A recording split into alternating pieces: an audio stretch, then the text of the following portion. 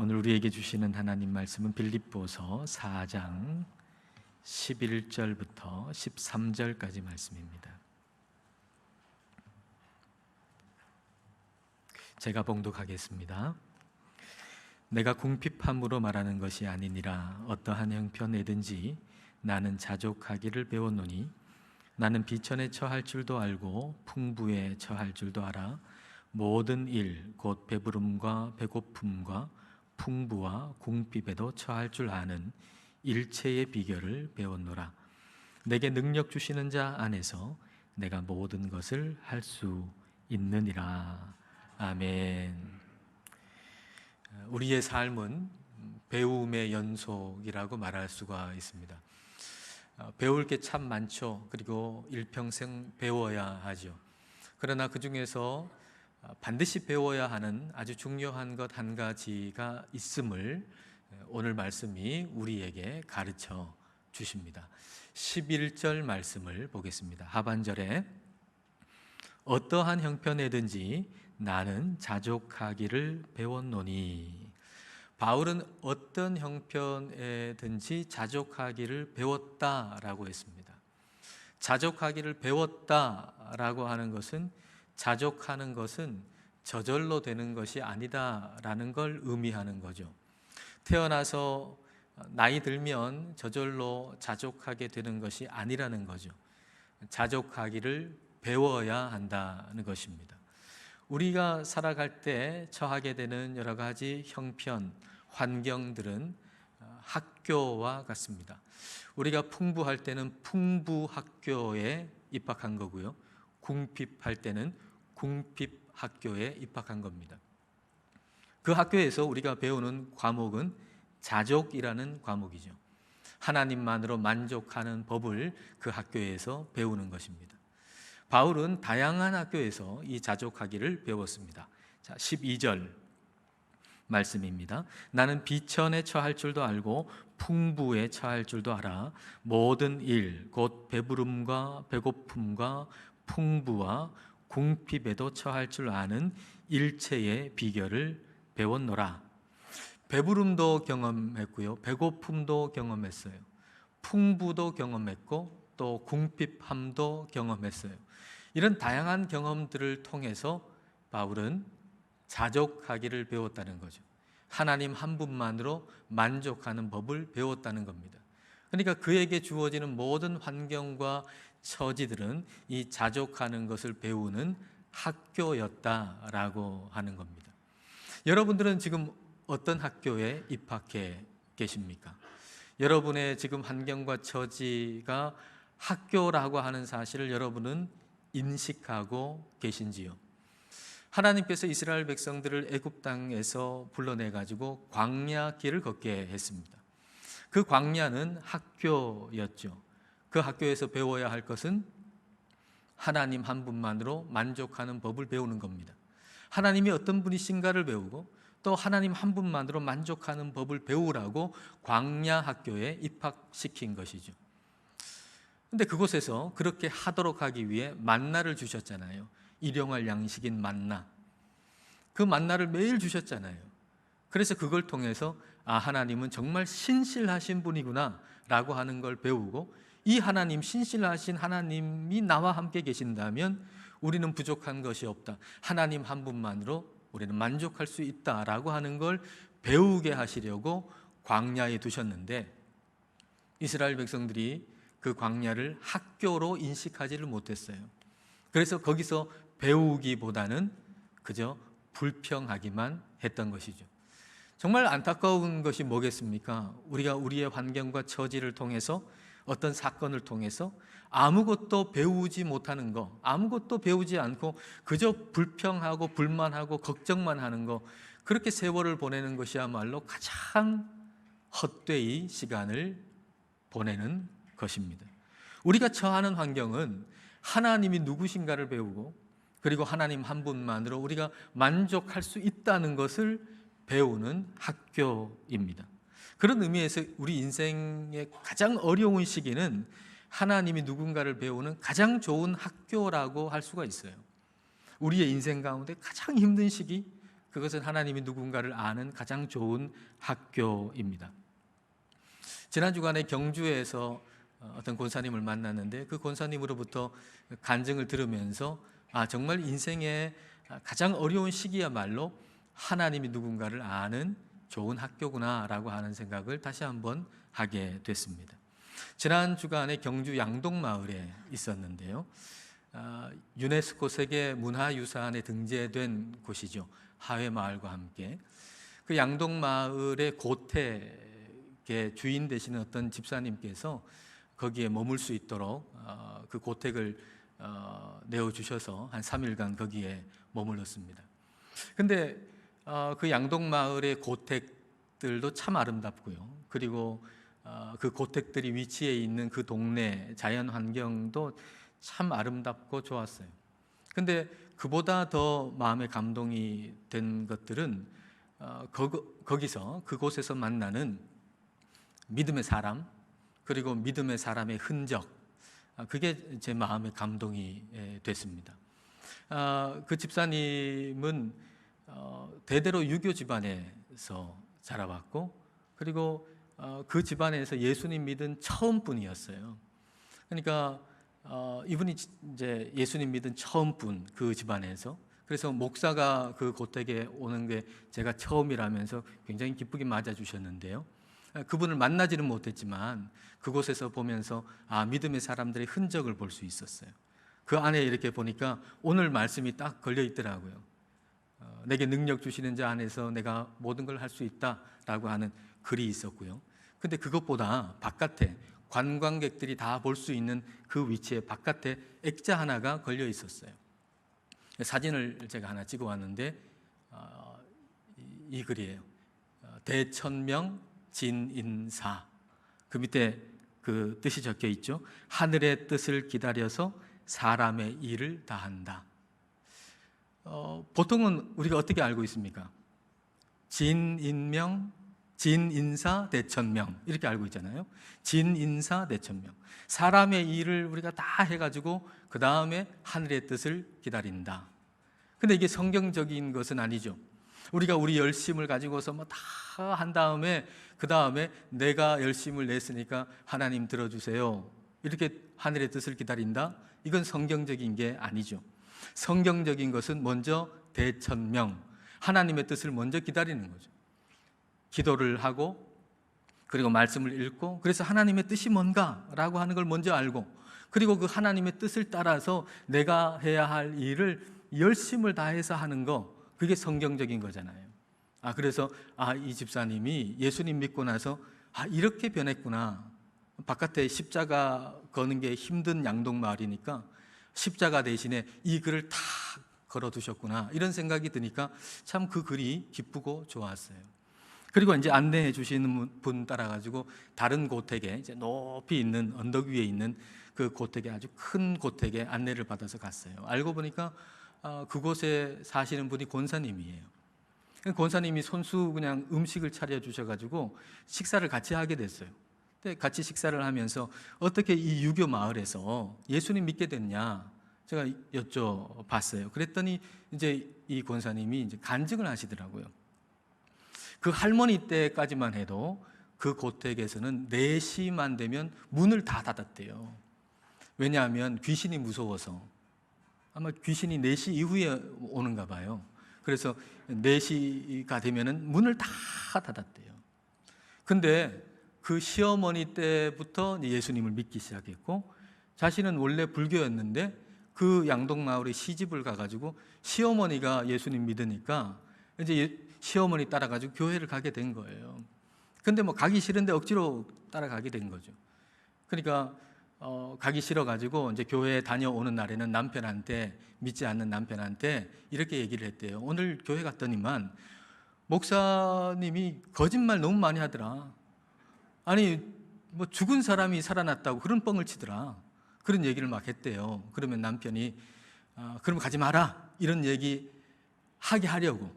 그러면 그 얘기 들으면 이제 시어머니한테 남편이 가지 말래요, 나 안 갈래요, 이렇게 하려고. 근데 그런 얘기를 안 하더래요. 그래서 그냥 따라다녔대요. 근데 그러던 중에 늦게 낳은 아들이 아주 심각한 화상을 손에 입은 거예요. 그래서 이 아들 데리고서 병원에 가게 된 겁니다. 병원 6인실에 들어갔는데 그 6인실에 있다 보니까 너무 힘들어요. 뭐 기도도 마음껏 할 수가 없고. 근데 옆에 병실이 하나 비어 있는 병실이 있는데 그 비어 있는 병실은 왜 비어 있는가 하면 죽음의 병실로 알려진 곳이기 때문에 비어 있대요. 그곳에 들어가면 다 죽는 거예요. 그 전날에도 들어간 사람이 죽었대요. 그래서 아무도 안 들어가려고 하는 거예요. 그래서 그곳에 가면 기도 좀 마음껏 할 수 있겠다, 이런 생각이 들어가지고 병원 측에 거기 들어가겠다 그러니까 좋아하더래요. 아무도 안 들어가려고 하니까. 그래서 그곳에 들어가가지고 아들 붙들고 막 그냥 부르짖어 기도를 했대요. 아직 믿음이 뭐 있는 게 아니니까 하나님이 계시다 그러면은 이 아들, 내 아들 손 지금 심각하게 지금 화상을 입었는데 하나님 이 심각하게 입은 화상 입은 손하고 멀쩡한 손하고 구분할 수 없을 정도로 낫게 해주세요. 그렇게 기도를 했대요. 그러면 제가 예수님 믿을게요. 진짜 믿을게요. 그렇게 서원 기도를 했대요. 근데 하나님께서 그 기도를 들어주셔가지고 깨끗하게 낫게 해주셔서, 그래서 어느 손에 화상을 입었는지를 구분할 수 없을 정도로 깨끗하게 낫게 해주셨대요. 그래서 그때부터 진짜 예수님을 믿었다는 거죠. 저는 이 권사님 간증을 들으면서 하나님은 우리 삶의 죽음의 병실을 기도의 골방으로 그리고 기적의 골방으로 바꾸어 주신다라고 하는 것을 다시 한번 깨닫게 됐어요. 여러분, 우리 삶 가운데 어떤 순간은 정말 죽음의 병실 안에 들어가 있는 것처럼 느껴질 때가 있잖아요. 경제적으로 너무 힘들 때, 그리고 육신의 질병이 찾아왔을 때, 그리고 가족 간에 어려움이 생겼을 때, 그때 우리는 정말 내일을 볼 수가 없는 죽음의 병실, 오늘 내일 하는 이제 끝이구나 라고 생각되는 죽음의 병실에 있는 것처럼 여겨질 때가 있잖아요. 근데 우리가 그 상황을 죽음의 병실이라고 생각하면 정말 아무것도 배울 수가 없어요. 그때 우리는 생각해야 돼요. 이건 죽음의 병실이 아니고 기도의 골방이다. 근데 기도하면 하나님이 기적을 베풀어 주시잖아요. 정말 여러분, 우리가 기도할 때 하나님은 기적을 베풀어 주세요. 그러므로 기도의 골방은 곧 기적의 골방이 되는 겁니다. 여러분, 정말 여러분 상황 가운데 여러분 처지가 너무 기가 막히고 너무 힘드신가요? 죽음의 병실에 와 있는 것처럼 끝났다는 생각이 드시나요? 여러분, 다시 한번 둘러보세요. 그건 죽음의 병실이 아니에요. 기도의 골방이에요. 기적의 골방이에요. 기도할 수 있는데 왜 염려하세요? 기도할 수 있는데 왜 좌절하세요? 여러분, 기도하십시오. 새벽에도 나와서 기도하시고, 여러분 집에서도 기도하시고, 여러분 정말 부르짖어 기도하세요. 여러분, 그때가 아니면 언제 정말 내 생애를 다 걸고 내 목숨을 다 걸고 진지하게 진실하게 부르짖어 기도하는 법을 배우겠어요? 그 어려운 때가 아니면, 그 어려운 때에 기도하는 법을 배우지 아니하면 언제 기도를 배우겠어요? 여러분, 기도하는 법을 그때 배우셔야 돼요. 그리고 하나님이 누군지를 그 기도를 통해 배우셔야 돼요. 그리고 하나님 한 분만으로 만족하는 법을 배워야 돼요. 그냥 이론이 아니라, 하나님 한 분만으로 만족한다는 건 노래로만 하는 게 아니라 진짜 내 마음 중심에서 하나님 한 분만으로 만족한다고 하는 그 고백이 나에게 나와야 돼요. 그걸 배워야 한다고요. 우리는 어려운 시기에 그걸 배울 수가 있어요. 우리는 자족하는 법을 배워야 해요. 하나님 한 분만으로 만족하는 법을 배워야 해요. 그런데 그것은 궁핍할 때만 배우는 게 아니라 풍부할 때도 배워야 해요.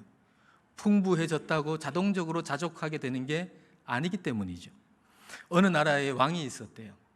왕이라고 그러면 얼마나 부자입니까? 안락한 삶을 누리는 사람이죠. 근데 만족이 없었어요. 불행했어요. 그러던 어느 날 변장을 하고 신하와 함께 그 나라의 구석구석을 시찰하던 중에 어느 가난한 농부의 가족을 보게 됐어요. 너무 가난한데 이 농부가 너무 행복한 거예요, 그 가족이. 그래서 신하한테 왕이 물은 거죠. 어떻게 저렇게 행복하냐? 저 행복의 근원은 뭔가? 저 가난한 가족이, 농부의 가족이 행복한 이유는 무엇인가? 라고 물었어요. 그랬더니 신하가 얘기하는 거예요. 이유는 간단합니다.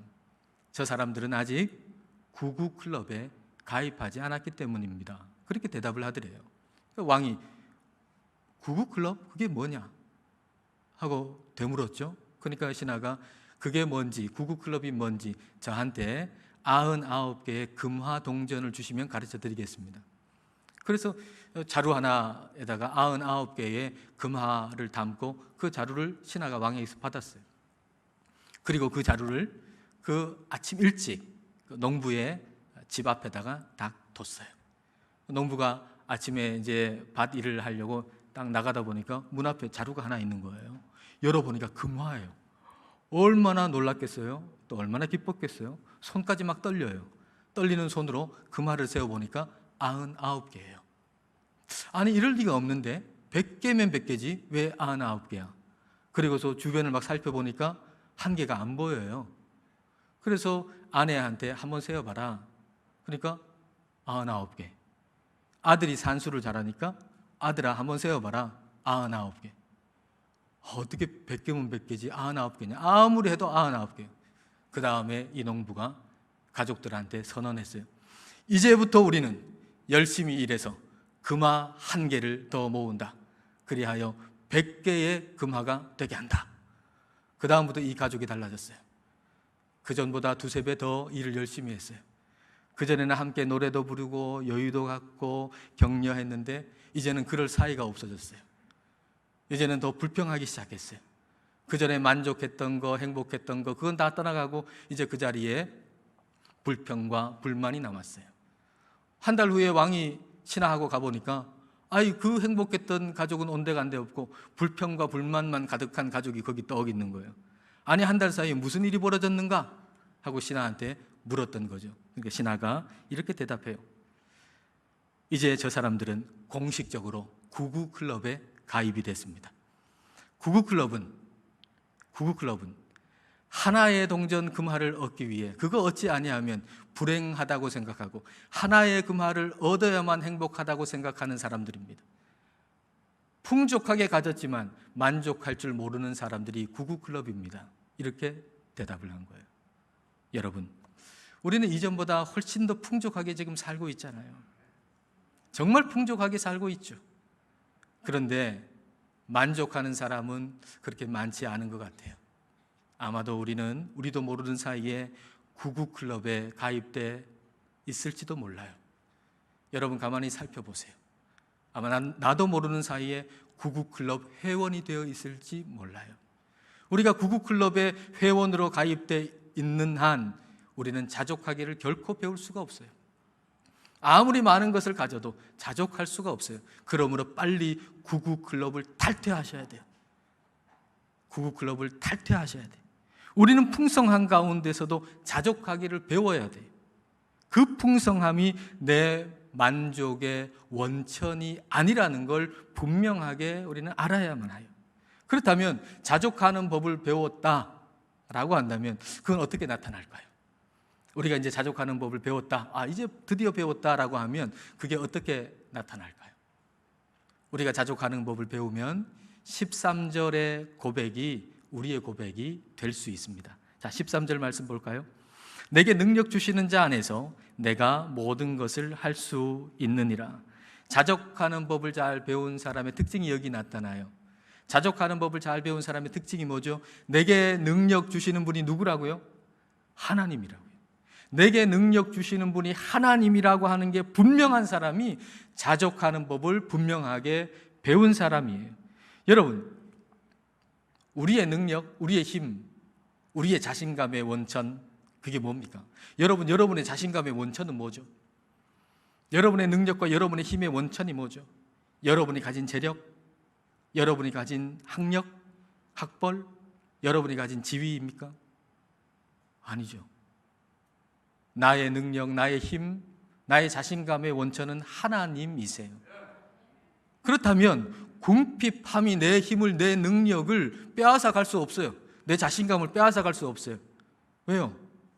내 힘과 내 능력의 원천은 하나님이시니까 만약에 내 재력, 내 학벌, 내 지위 그게 내 힘의 원천이라고 그러면 그게 없어지면 궁핍해지면 내 능력도 다 빼앗아 갈 거 아닙니까? 그러나 내 능력과 내 힘의 원천이 하나님이시니까 풍부함이 아니니까 풍부함이 사라지는 궁핍함 속에서도 나는 능력을 빼앗기지 않는 거예요. 힘을 빼앗기지 않는 거예요. 자신감을 빼앗기지 않는 거예요. 그래서 우리는 어떤 처지에 있어도 능력 주시는 하나님 안에서 모든 것을 할 수 있는 것입니다. 능력 주시는 분 안에서 내가 모든 걸 할 수 있다라고 할 때 그 모든 건 뭐겠어요? 그 모든 것, 내가 하고 싶은 모든 걸 할 수 있다는 얘기가 아니라고 하는 사실 정도는 여러분 지금까지 빌립보서의 말씀을 1장부터 쭉 함께 나누어 왔기 때문에 여러분 다 아실 거예요. 이 말이 내가 원하는 모든 것을 다 할 수 있다, 이런 얘기는 아니구나라고 하는 걸 여러분은 그 정도쯤은 다 아실 거예요. 그렇다면 모든 걸 할 수 있다는 얘기는 뭘까요? 내게 능력 주시는 자 안에서 내가 모든 걸 할 수 있다는 말은 무슨 말일까요? 그 모든 것은 뭘까요? 그 모든 것이 무엇일지 묵상하면서 이게 뭡니까? 이제 기도할 때 제 마음속에 성령님이 주시는 성경 구절이 하나 있었는데 그게 바로 고린도전서 13장 7절이에요. 고린도전서 13장 7절. 모든 것을 참으며 모든 것을 믿으며 모든 것을 바라며 모든 것을 견디느니라. 네 가지를 얘기했는데요. 두 가지로 분류한다 그러면 모든 것을 참고 견디고 모든 것을 믿고 바라는 거예요. 그러므로 오늘 13절은 이렇게 바꾸어서 읽을 수 있겠죠.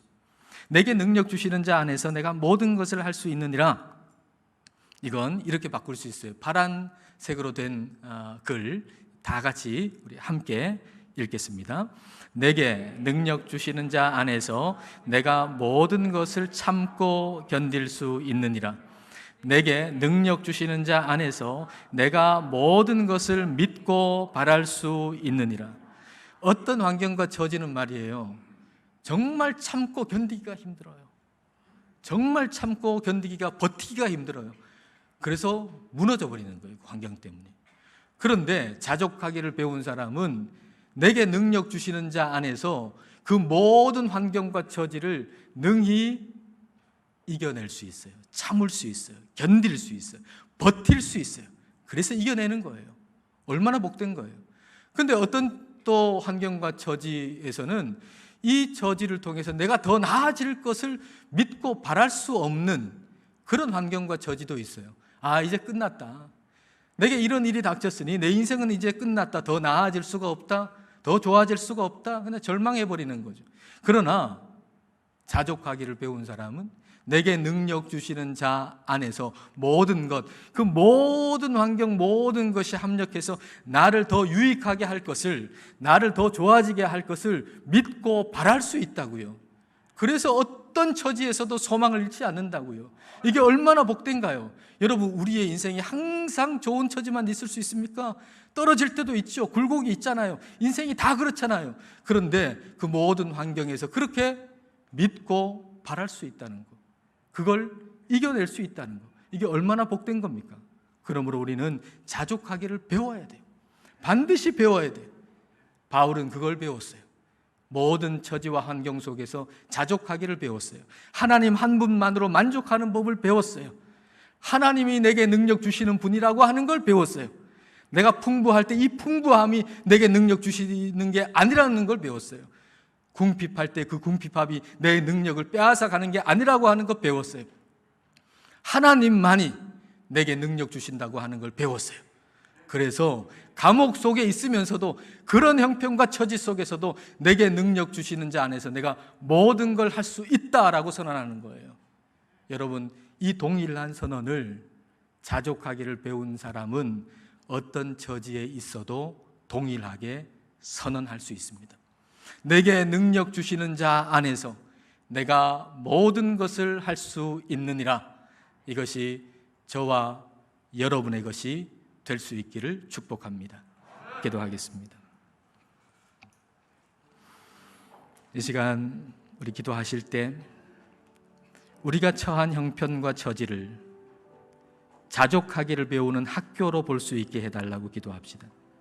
그래서 아무것도 배우지 못하고 불평만 하면서 세월을 허비하지 않기를 기도합시다. 풍부하든지 궁핍하든지 그 형편을 통해서 하나님이 어떤 분이신지를 배우고 하나님 한 분만으로 만족하는 자족을 배우게 해달라고 기도합시다. 내 능력과 힘의 원천이 내 재력과 학력과 지위가 아니며, 그리하여 그런 것이 없는 상태가 내 능력과 힘을 빼앗아 가는 것도 아니라는 사실을 배우고, 오직 내게 능력 주시는 분은 하나님 한 분이심을 믿고, 어떤 처지에서도 내게 능력 주시는 자 안에서 내가 모든 것을 할 수 있다고 담대히 선언하면서 살게 해달라고 이 시간 함께 기도하겠습니다.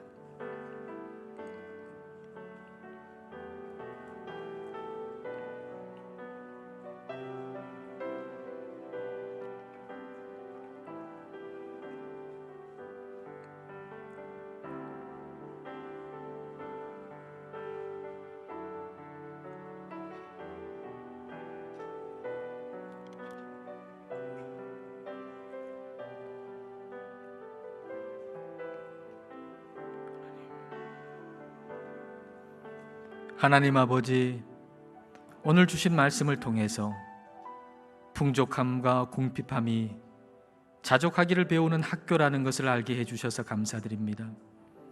우리가 처하게 되는 모든 환경과 형편을 통해서 하나님이 어떤 분이신지를 배우게 하시고, 하나님 한 분만으로 만족하는 자족을 배우게 해 주옵소서. 모든 경험들을 통해서 우리의 능력과 힘의 원천이 재력과 학벌, 지위가 아님을 배우게 해주시고, 동시에 재력과 학벌과 지위가 사라지는 것이 능력과 힘을 사라지게 하는 것이 아님도 배우게 하여 주옵소서. 오직 내게 능력 주시는 분은 하나님 한 분밖에 없음을 배우게 하셔서 어떤 형편과 처지에서도 내게 능력 주시는 자 안에서 내가 모든 것을 할 수 있다고 담대히 선언하면서 살게 하여 주옵소서. 예수님 이름으로 기도드립니다. 아멘.